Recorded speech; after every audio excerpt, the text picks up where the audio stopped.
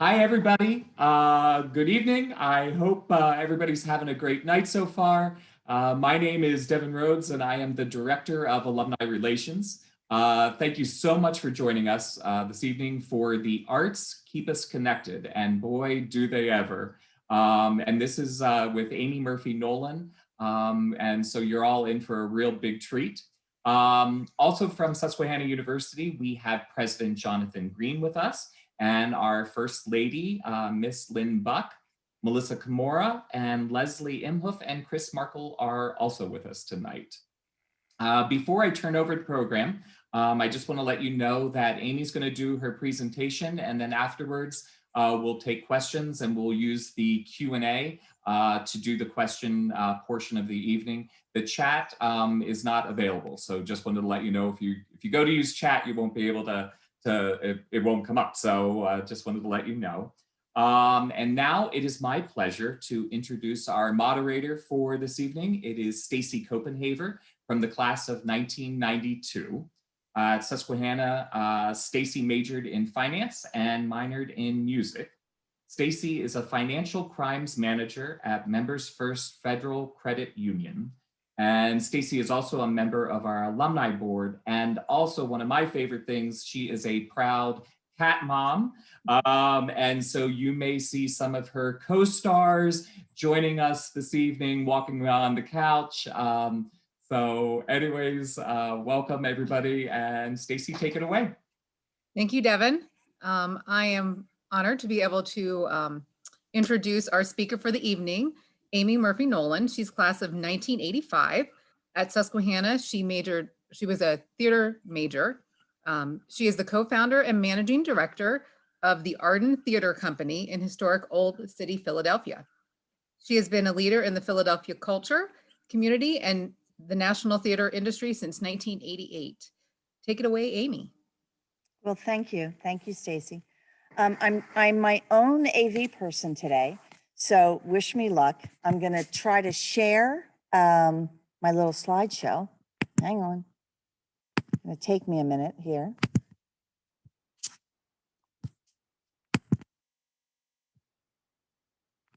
And then I promise I won't hold us up on the technical stuff after that. You know, if you see it, Stacy.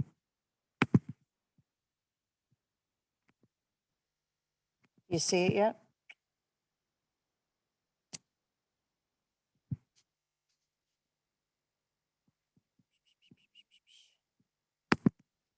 Nope. As I'm sharing screen, can you see it, Stacy? Not yet. Not yet. Hang on. There we go. There we go. Great, great. Well, thank you for showing up for my talk. I'm so grateful to Susquehanna for the foundation education that I received there, as well as the community that it connected me to. And I still remain in touch with so many Susquehannans, and I'm so proud of all of their accomplishments. As you were told in the invitation, I'm the founder and managing director of the Arden Theatre Company, a professional and regional theater company in Philadelphia. I'm sitting here on the set of A Streetcar Named Desire, and you will notice behind me is a ghost light. There is a history of the ghost light. Now let's see, let me get the actual slideshow going here again. Let's see, can you see that? Yep. There's a history of the ghost light, a bare incandescent bulb left on in the theater. Superstition is that all theaters have a ghost and the light keeps the ghost at bay. But in actuality, the light is left on primarily for safety. Typically at the Arden, we use overhead fluorescence as our ghost light when we are actively in season and not this iconic bare bulb. But on March 12th, after one performance of Streetcar, we were closed because of COVID-19. Our lighting supervisor went down into the prop shop in the basement and brought up this traditional bare bulb ghost light. It was his gesture to say, we will return to this show when it is safe to do so. I admit, I cried when I saw it. So now I'm supposed to talk about how art connects us. But before I connect us, I want to say that art is not necessarily what you think it is.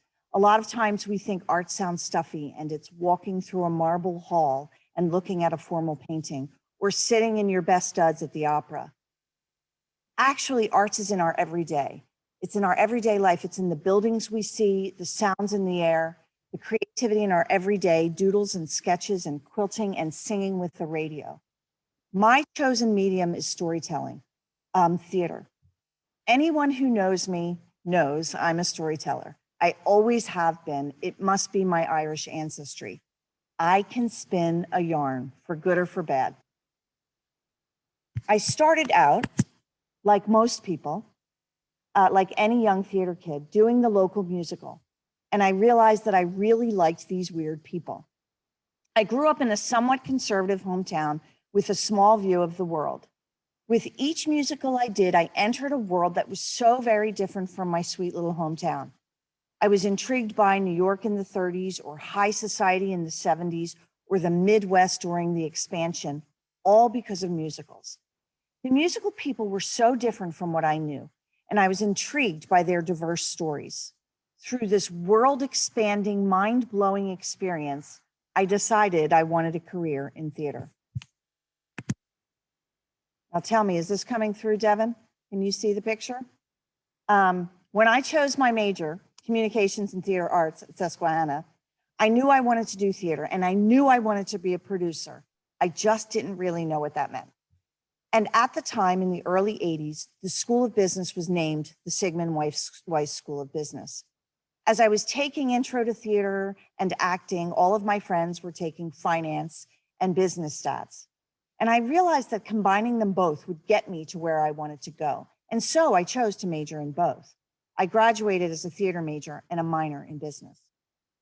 At the same time I was discovering the world of marketing and finance, I had a theater criticism class with an old semi-retired professor, Axel Kleinsword. As a drama queen and a storyteller in my own right, I would often come into class and tell the latest drama of my crazy family.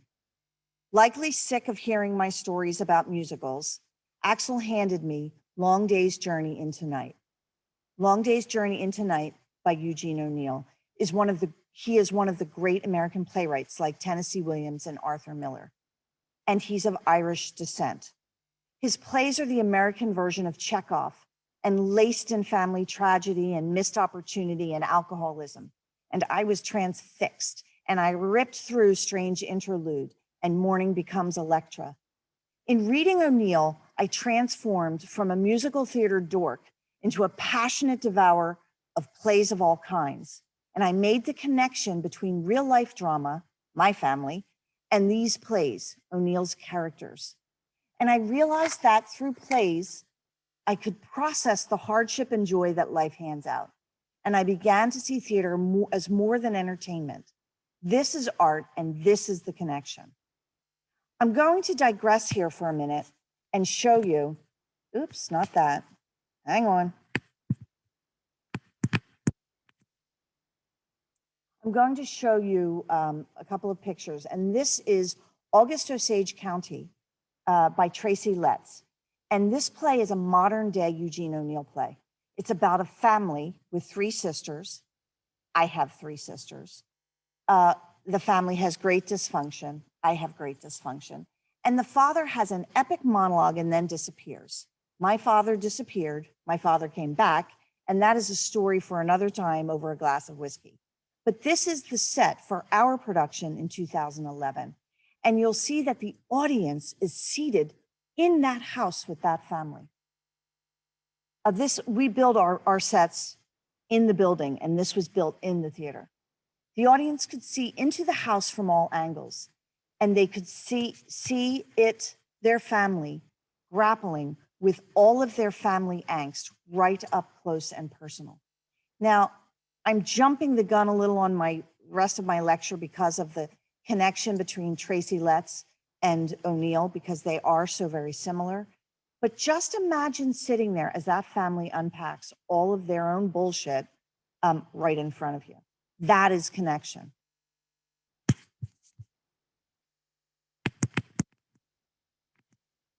So now we're going to get back to the audience. We're going to fast forward to now. This is why I do theater. The reason I get up every day and go to work and do what I call slaying the dragon is because I love the work on stage and the impact it has for the people who receive the work, the audience. I think about that point in my life when I realized that theater is stories and they can help us see our own lives more clearly. Early in my career, I lived and worked in New York City because that's the dream, right? It's about making the work the best work that you can make. I never really considered the audience, the people who were the actual consumers.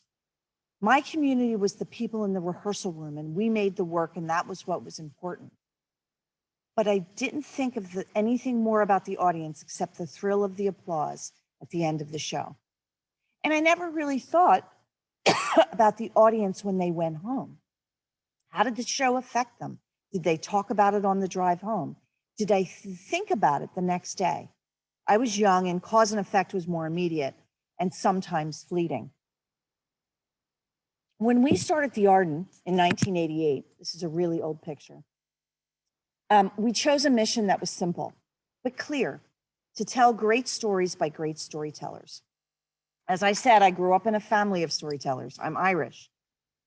I love nothing better than hearing people tell about the things that shaped our lives. When we learn by stories, I think about Dr. Longacre's history lectures and my grandparents talking about immigration and our family coming over from Germany. We hear these stories and sometimes we roll our eyes or sometimes we're not paying attention, but it lands and we tuck it away and it designs who we are. At the Arden, we do classic plays, we do new plays, we do musicals. Uh-oh, I went too fast, hold on.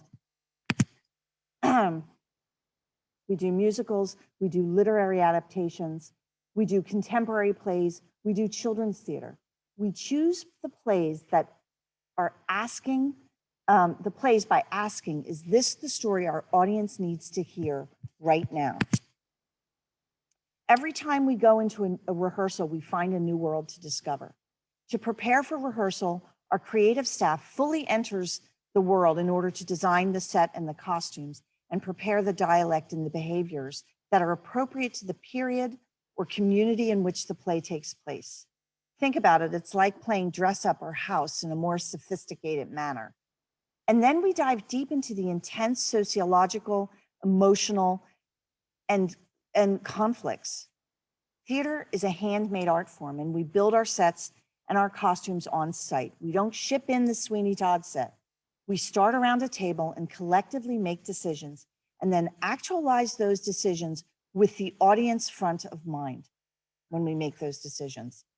The audience experience is a show built and created just for them by artisans. As I mentioned, I want to jump to another one. This is a sense of a space where you have audience behind you. We started the Arden. The Arden is located in Old City, Philadelphia, next to Christ Church, where George Washington and Betsy Ross went to church. We sit in the spot where our country's story was created. The Arden space is flexible, and we have 3 theaters that have to be configured in just the right way to tell a story. The traditional theater has a stage with wings on the sides and entrances and exits, and the audience sits in front. The audience watches the show unfold, and it's a great way to tell some stories. This is the musical Gypsy that we did in 2017. It's a great example of the American musical. As Mama Rose pours out her soul, full of despair and hope, to the audience in front of her, the audience receives it, and then they realize how their life choices got them to where they are right now. When we did this show, it was clear that it needed a traditional setup. The theatricality of Mama Rose really demanded it. But each story deserves its own design, and our staff works for months to find the right way to tell the story. This play, Gypsy, has been told 1,000,000 times. How do we tell it right now for this audience? For me, one of the best moments is when the audience walks into the theater and the house has been reconfigured in a completely different way than the last time they were in the building. They start their experience with intrigue, and on the balls of their feet. And we have them when the first light goes up. This is a photo from our production of Mary Zimmerman's Metamorphosis. It's an adaptation of Ovid's classic poem. Now, before you start to snore and think, Ovid, why would I want to see that? It's a fairly gut response to the idea of an epic poem in meter. Let me tell you, we performed this entire play in a pool, and the audience surrounded the pool, which meant, of course, they got wet. When you're watching a play based on an epic poem and the actors are performing it in water, it's hard not to engage in it, to be enthralled by it, and connect the stories to your own life. Metamorphosis is change. Water is an agent of change.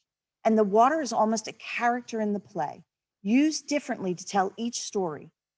And in each story, the characters change. Their perception of what is evolves during the telling of the story. The lights reflecting on the people and on the water and on the fabric narrates and identifies the transformations. And as an audience, you are present, up close and personal, and involved in these transformations. Sitting around the pool, you can see your fellow audience members across the way. And when the story hits them and they realize the character's pain or love or sadness, you as the audience become part of their story. This is the story of Midas, King Midas. If you remember Midas, he loves gold. And Midas loves his daughter, and his daughter loves Midas, and she hugs him, and she turns to gold. Fortunately, if you remember the myth, it all resolves in the end. There are people that think, I don't really like theater. Musicals make no sense. No one in real life breaks out in song, or Shakespeare talks in verse, and I don't understand it. Well, part of that is that sometimes the theater maker doesn't consider the audience when they're making the play. It's our job as theater makers to draw the audience in. Excuse me. Into the story, draw them into the story fully. An intermission is tell-all. If the people are engaged and talking while they're standing in line waiting for the bathroom, you know you've done your job.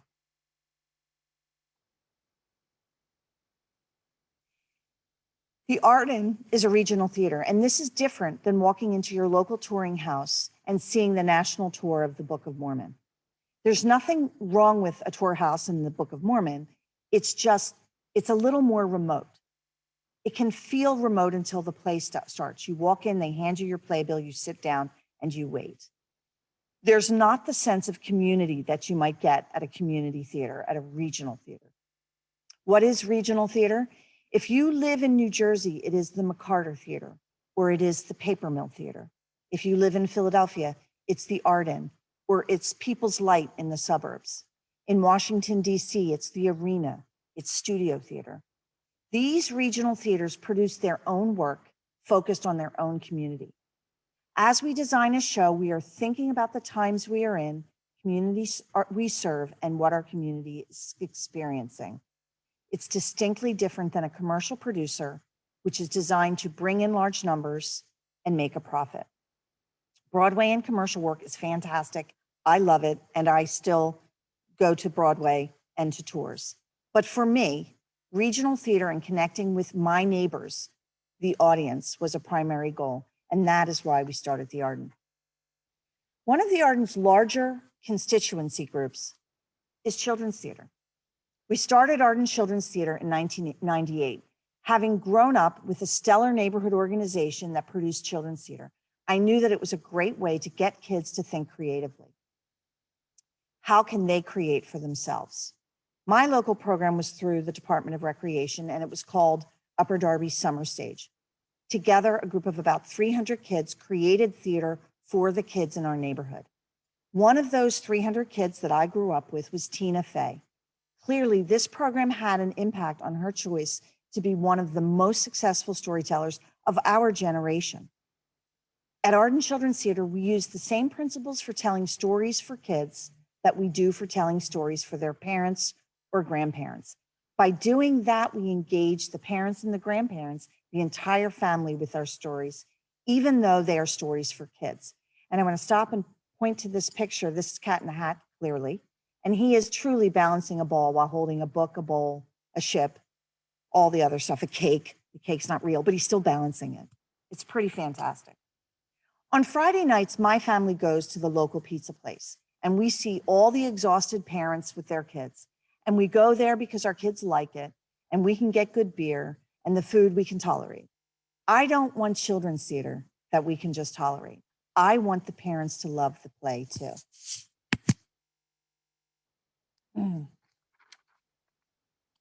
For Arden Children's Theater, we use professional actors and directors and designers. We treat this just like we do our regular shows. And so you see the same actors in our night shows as you do in our children's theater. And because of that, it helps the connective experience for the parents and the kids, because the parents know these actors and they say, oh, that's Tony Lawton. I know him. And they tell their kid, this is their theater. Charlotte's Web, children are much more immediate in their ability to suspend their disbelief. What you see here is a spider. This is Charlotte. She indeed lowers herself down from the catwalks on silks. Our Wilbur was a boy, a young man in overalls. He did not have pig ears. He did not have a snout. He did have a tail. And it is not at first what you think a pig should be, but the kids embrace that theatricality immediately. And as their parents watch, the parents come along. Those kids know that the goose is a goose, not because she has a beak, but because she walks like a goose and talks like a goose and wears a really hip, cool, fuzzy jacket. At first, the parents are watching their kids and they're watching their kids all in, and they become all in, and they let go of their realistic expectations, and they're alongside their children. We want the kids to ask questions about how we do it and how we are creative and what does this character mean? And we want the kids to do that alongside their parents. The Arden works in over 100 classrooms in Philadelphia, Camden, and Ridley schools in our community. I tell you this because we do connect the show that they've seen with the core curriculum goals. So this is an education experience. And I tell you this because we were connected originally 20 years ago by a Susquehanna alum, Steve Schilling. Steve, who passed in the early 2000s, was a developer in Camden, and they were involved in the Camden school districts. I met him, and he and his wife took me to the district to see the schools who had no arts education. We've been engaged in their schools ever since. Their kids see 6 plays over 3 years, and we hope that we are building future theater goers. I want to swing back for a moment to the idea of how the physical environment helps to tell the story. In 2018, the Arden produced a one-person play called Every Brilliant Thing. The show is about depression. And I'm sure you think, oh, what a fun night. Well, actually, it really is. The actor, Scott, tries to create a list of every brilliant thing there is to live for. And he uses the audience and rock music, and he does it entirely in 90 minutes in the 90-seat Bob and Selma Theater. Once again, the audience surrounding the production so they can feel part of the story. I mentioned before that we have 3 theaters. We have the Haas Theater that I'm sitting in, that's 400 seats. We have the Arcadia Theater that's 200 seats, and this picture here is the Bob and Selma, which is 90 seats. We try to find stories that are different sizes, that fit different spaces, and serve the audience in a different way, and it makes the experience focused on the audience. Like all art, our stories fit our time and our current sensibility. In 2018, we shared a story called 74 Seconds to Judgment. 74 Seconds was written by a local playwright, Cash Goins. And actually, he's the man holding the cup, standing in the picture. He's in the play too. Our producing director had seen one of his plays and invited him to work with us. We chose to put 74 Seconds in the Arcadia stage because the 200 seats fit perfectly for this jury room drama. The play's title comes from the fact that it took the police 74 seconds from the time they stopped the car until the time they shot Philandro Castile. The play does not tell Philandro Castile's story, but it is a play addressing racial inequities. The case is about a police killing and the jury that is sequestered in that room, which has a diverse makeup, each with their own unique connection and take on the case. The discussion, I should say that after the show, we had a discussion with every audience, and the cast came out and the playwright came out, and we talked to the audience about the play. It was riveting, and our audience base they all stayed for this discussion. It tended to last about 20 minutes, which is really pretty long after the end of a play. To hear an older suburban couple honestly ask a question about the piece as they sit alongside young Black families or young professionals and truly unpack this play and what it meant to them was amazing. We had lots of different points of view. We even had former Governor Rendell poke at the playwright about the liberties he took with the district attorney's office. The discussions and connections made afterward were as important as the play itself. While we were producing it, we got a call from Philandro Castile's mother, and she was upset and angry that we were telling her son's story. She wanted more information. The playwright and our producing director called her and explained it was not his story, and they invited her to come see the show. We brought her up from Florida, and she participated in those post-show discussions on the 2 nights that she was here.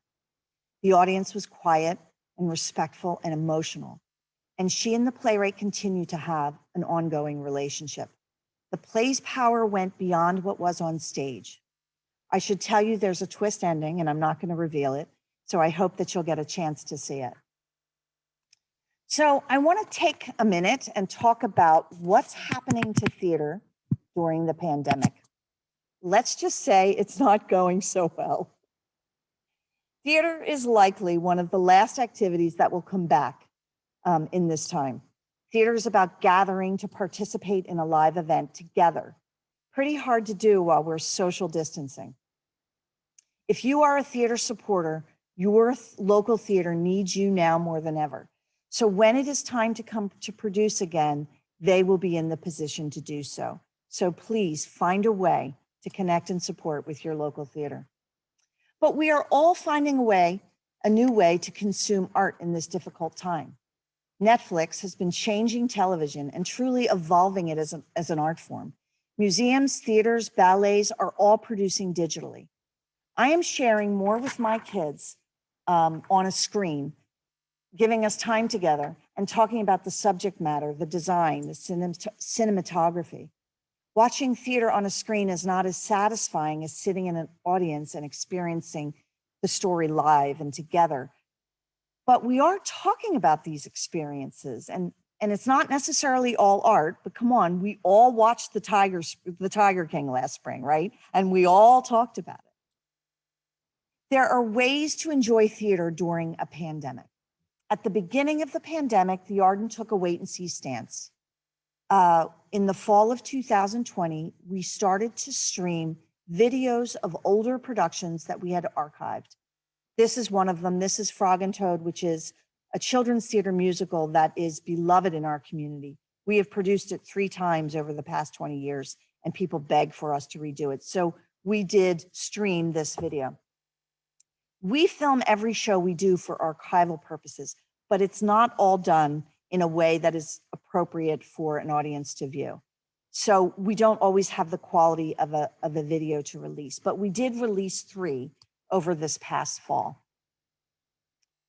Now that the pandemic is continuing, we all have to find a way to produce art.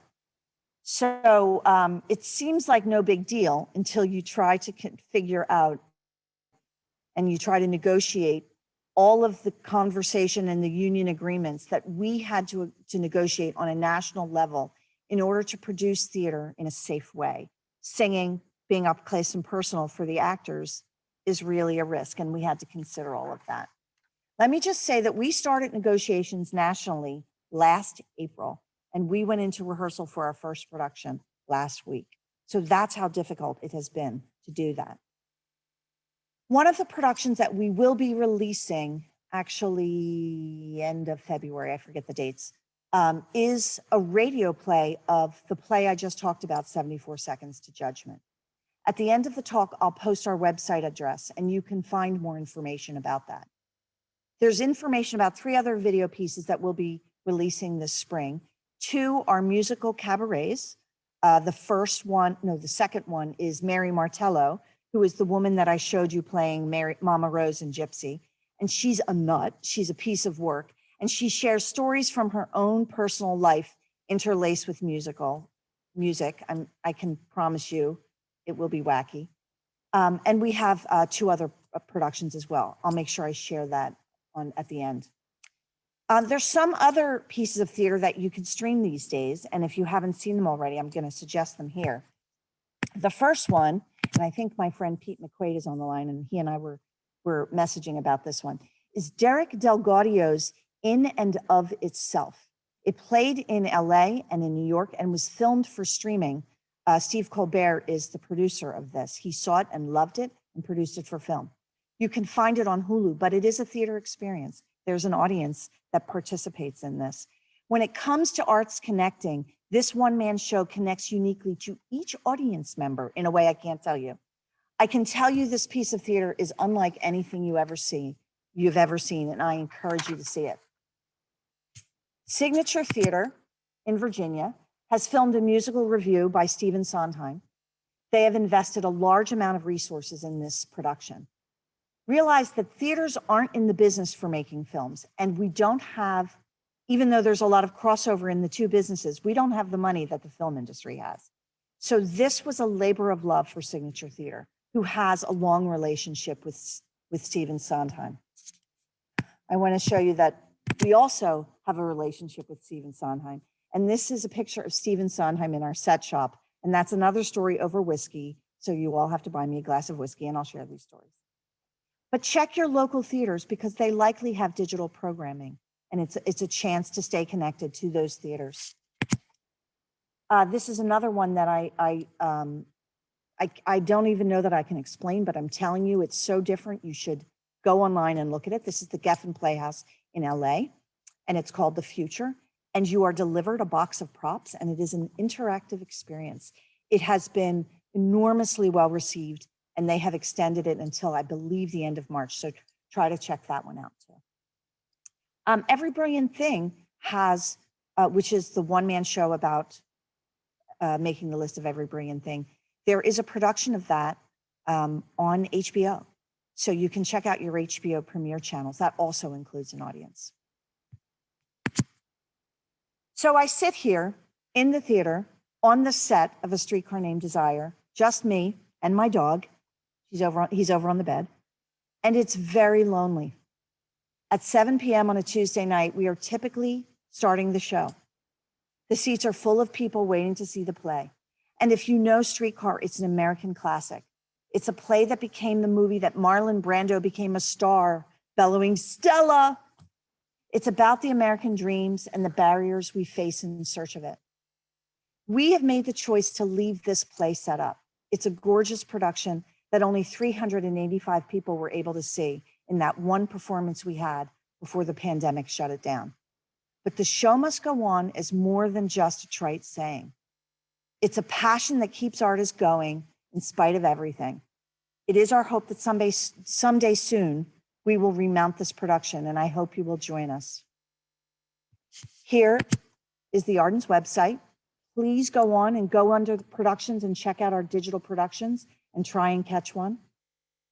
We go into rehearsal for the second one. We're in rehearsal for 74 Seconds right now. We go into rehearsal for the second one next week. They'll take some time to edit. And one more thing. This is my son, Flynn. He is a senior in high school, and he wants to study theater. I wanted law school, but whatever. He has been accepted to Susquehanna. I remain Switzerland on the college decision. It's his choice. But if anyone wants to cajole him into going to Susquehanna, I've posted his email, flynnnolan@gmail.com. Send him an email, tell him why he should go to Susquehanna, and I'll just play dumb. So thank you. I'm going to put one more picture up. This is a production we did of Once last year or 2 years ago, and Pete McQuaid also saw that, so I wanted to make sure that was up there. So thank you very much. I know we have some questions, so I go to you, Stacy. Thank you so much, Amy. It was very informative and interesting. We do have a couple questions that were sent in ahead of time. One does address COVID. You talked about it a little bit, but the question was, when do you anticipate live theater could return, particularly in full capacity for theater goers? Or they put it another way, do you think live theater is going to be able to survive with a substantially reduced audience business mode? I do think it will survive. Theater has survived since, the beginning of time. I think it will be a slow start. I think we might limp in. When this whole thing started, we were going home for 2 weeks, right? And I think it was scenarios A through G. And then we jumped to H, and then we got all the way through the alphabet as this wore on. Our season is like the school year, and we start in September. Last spring, we said, okay, great. We're going to start in November. And then we went, wait, you know what? We're not going to start in November. We're going to start in February. Well, now it's February, right? So I would say, I think we're looking at earliest November, more likely February of next year. I don't know if anyone saw the New York Times article today that had the curve and when we would have herd immunity, and they said November, December. Well, I think we're going to have, if we have herd immunity November, December, people aren't going to want to come sit in a theater with 400 other people, probably until the spring. But we are fortunate that we have all these different spaces, and we can set up our theaters in a flexible way, and we will be creative about that. Streetcar is set up in 3/4, so people can space themselves out and still see the play. Our unions, after a long time of not wanting to work with us, and you may have seen, and happy to go look in New York Times, where SAG and Actors Equity were suing each other over who had the rights, because we were now doing stuff on film. They've come to an agreement. That's what held us up. We also now have the ability to sell tickets, and if someone decides I'm not comfortable, they can watch it from home and we can live stream. But that just happened. So I think that Broadway was saying September. I don't think that will happen. I think if Broadway starts in November, probably regional will be right behind them. I think we're going to see what those colleges do. So help us out, guys. Let us know. And then we're going to see what Broadway does, and then we're going to roll back in. Another question that came in before pre your talk was, what has been your most successful fundraising efforts for the Arden? It's fascinating. Fundraising is about relationships. And I have a great little story to tell. Fundraising is about relationships. And I always want to be authentic about fundraising for the arts. If you love the arts and you want to see them be successful, you need to support them. And so for me, having the great experience is the best fundraising you can do. And so we have a culture at the Arden that we talk about how you are treated when you come. And it's not just customer service. It's how else can I help you enjoy the story? How else can I give you information you need? We make sure that our stage bill is filled with information about the play so that the whole experience is something that you want to come back and do more than once a year at Christmas. So we keep our prices low so that you can come multiple times. So that is what I believe is our best fundraising. That being said, we have a lot of corporate and foundation support that support at a bigger level. So we also have those relationships as well. I have a funny story about someone who gave money, and she's really awesome. Her name is Pearl Carpel, and she passed actually a year and a half ago. And Pearl was a retired truancy officer from the school district of Philadelphia. And she was a piece of work. She was 80 pounds soaking wet. And you can tell that kids were terrified of her. She was so great. And she would usher, and all the ushers would stand up in line straight and listen to Pearl, even though they were all volunteers and no one was in charge. And Pearl, when we developed this building, made a gift to develop the theater and got her name on the wall, which I loved to see Pearl Carpel on that wall. And every time she came in, she would point to her name and say to the other ushers, see that? I support this theater and I'm leaving them in my will. I never thought anything of this. I love Pearl. You can Google her. She used to chain herself to stuff. She's a really cool lady. I never thought anything about it. And she did die about 1.5 years ago. About 2 weeks ago, I got a letter that she did leave us in her will, and she left us $100,000. Now, this is a relationship I had for 30 years. So I do think that it is relationships that are the best fundraisers. Nice. She's amazing. She left $2 million to lots of organizations like the Arden. Yeah, so $100,000 a piece. Great. That's wonderful. The officer, who knew? There's a comment from President Green that says, Flynn, we would love to have you at Susquehanna, and everyone, you need to go to the Arden. They're terrific. Thank you, Amy, for making your alma mater so proud. Well, so thank you. Pass that along. There is a question also that came in, aside from video performances, how else are you maintaining relationships with your audience and donors during the pandemic, and how are they responding? It's funny. We are all, those of us who are left, because we laid off 3/4 of our staff.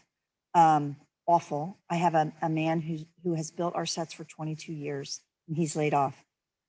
He is great and working for a contractor and says, you know, I'm good. I actually invited him to stay and answer phones and call people. And he said, I would rather do what I do. I'll be back when it's time to build plays. So he's working for a contractor and does intend to come back. But the staff that I have left on, we've been calling people constantly just to connect, especially in the beginning when we were all locked in and we were all so lonely. And I always have, as I said, a yarn to spin. So calling people and talking to them and hearing about how they're managing and sharing some of these crazy arts experiences that I trip over. And that has been the best connector, I think, because we want to be safe. So I'm not knocking on doors and seeing people, but to talk to them by phone or by email. And that's really how we've stayed connected. Great. That was from Ted Reese, who also put a comment in that said that he has still not seen the Tiger King. And I'm going to say I have not either. So I have a great story about Ted Reese. Do you want a story about Ted Reese? Ted Reese came to my wedding, and it was a Quaker wedding.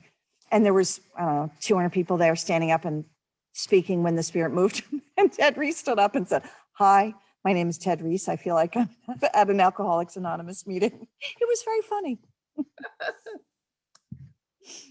Does anybody else have any questions that they want to shoot in there for Amy?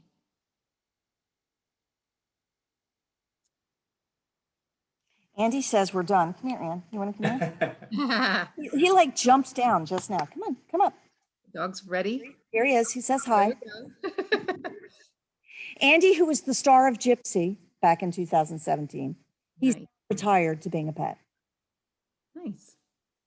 So Amy, I have a question. Sure. Personally, what is your all-time favorite musical, and what is your all-time favorite play that has been performed at the Arden Theatre? So my all-time favorite musical in the whole world forever for the rest of my life is Sunday in the Park with George. Bar none. The song where he says, move on, stop worrying where you're going, you know, to me, that changed my life and made me go back to the theater after I was selling plumbing, which is another story. And I was grateful for that musical, and it's changed my life.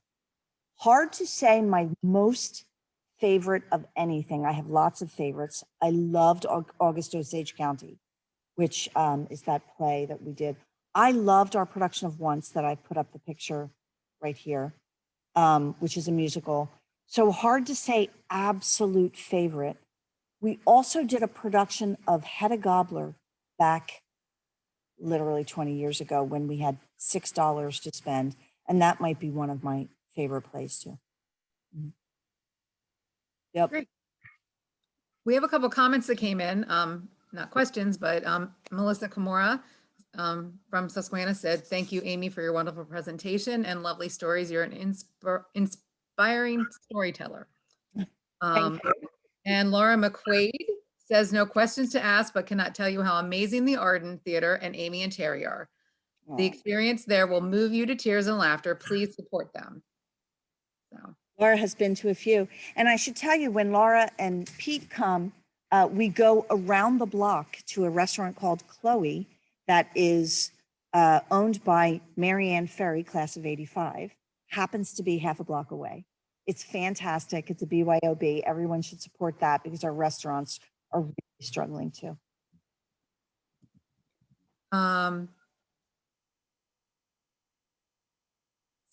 Bill Lewis says he was pleased to learn about your children's theater and exposing the starting of theater to them. Lisa Porter Corsetti says, "Amy, your favorite has to be Fiddler on the Roof at our time at Susquehanna."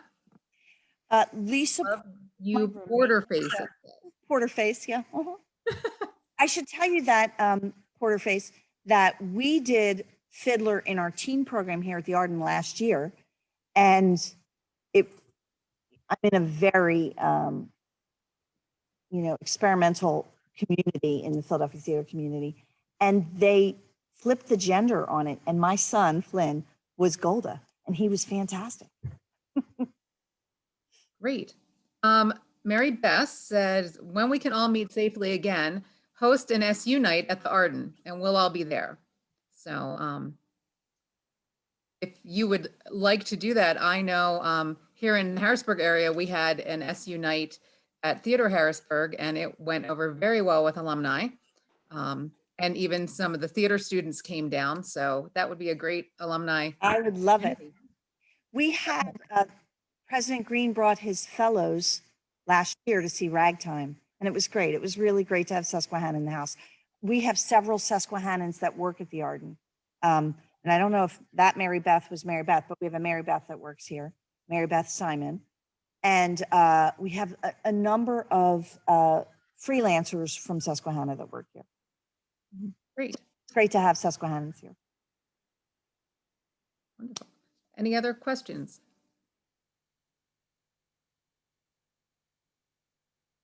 Bill Lewis also said live theater is the best entertainment there is. I didn't learn that until I saw Dreamgirls in 1993. Keep up the good work. Thank you. The Mary was AKA Mary Mac. Mary Mac. Sure. Sure. Mm-hmm. Alpha Delta Pi. So Amy, there was a question that came in that do you know any of the regional theaters in Harrisburg, or have you been able to work with any of the actors, actresses, directors, or anybody from Harrisburg? I really don't know the Harrisburg community. There used to be Open Stage in Harrisburg, who I think closed, and I did know them, but I don't know the Harrisburg theater community right now. Something I need to know, right? I need to see something after the pandemic. Now that my kid will go away to college, maybe I'll have time to go away, see stuff. And there are several Susquehannans that are involved in the local Harrisburg area theater. So that would be great. That's great. I would love that. Yeah. Well, and Amy, you have Susquehanna alumni who work with you as well at the Arden. Yeah. Mary Beth, as I said, Mary Beth Simon works here. We have lots and lots of the various freelance people. So Amanda Robinson is one, and Gail, can't think of her last name. I don't know why. Galen, it's not Gail. Galen, can't think of her last name. A lot of people who work within the company as, we have project staff on each show, and they go and do a show another place. Yeah. Mm-hmm. So I have another question. Sorry. Tori. And Tori's one. So what would be your dream musical to do at the Arden, and what would be your dream play to do at the Arden that you haven't done yet? Are there We So, talk about them all the time. Like there's I lots bet. of things we haven't gotten to for one reason or the other. I think we would really do an amazing job with West Side Story. I think what has held us up, truthfully, has been orchestra, because it needs a really amazing orchestra in size. And so that's a budgetary thing. It's only budget. And also, I think it's really important to have a Latina cast. And so housing Latina cast, because we would not have local to fill all the roles. So we have to bring people in. And we try to cast 90% out of Philadelphia, and then we bring people in for roles that we don't have here. So we would have to have more housing for that one. So that's why we haven't done that yet. Play. I don't know. I got to think on that one. There's lots, but I have to think about what is screaming at me right at the moment. Well, while you're thinking, I've just got a funny little story to say, because you mentioned West Side Story, which I actually did at Selinsgrove High School. My freshman year, Excellent. and the funny thing is that Rob Whitmoyer is on tonight's presentation, and he was the one of the musical directors for that musical. So I'm cracking up, and my heart is warmed by your answer. I think it's amazing how that story, and I should tell you, I'm so lucky, and I know that, Stephen Sondheim, and him telling us the stories of writing those lyrics and how he hated it. Like he hates I Feel Pretty, hates it.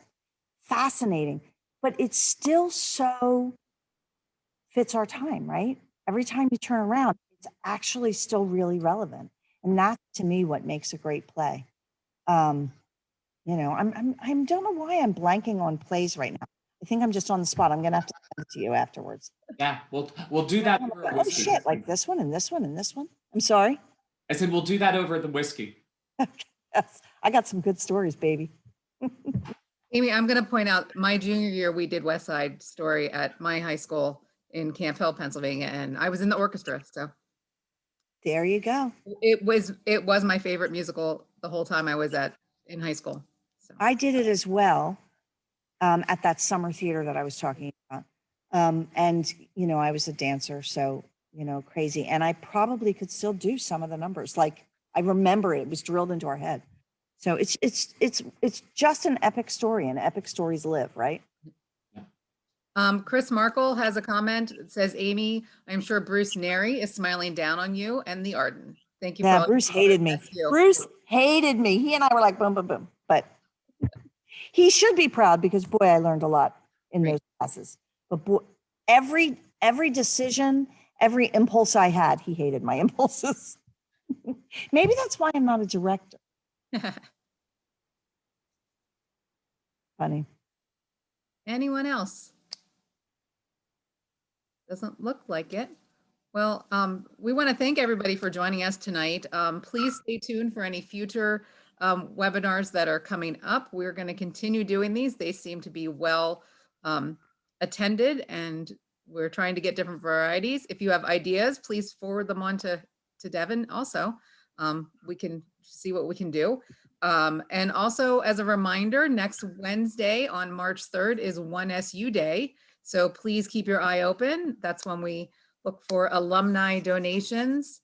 The more people we get to donate, the better it is for Susquehanna and our ratings and all of that. So please keep us in mind next week. Devin? Nope. Thank you, everybody. Amy, it was a true pleasure and delight, as always. You warm my heart. So, well, I hope I see you soon. I hope so too. Absolutely. And I look forward to the day when I can sit down with you and we can plan a Susquehanna event at the Arden Theater. Me too. Everyone be safe. Thank you, everybody. Thank you, everybody. Thank you.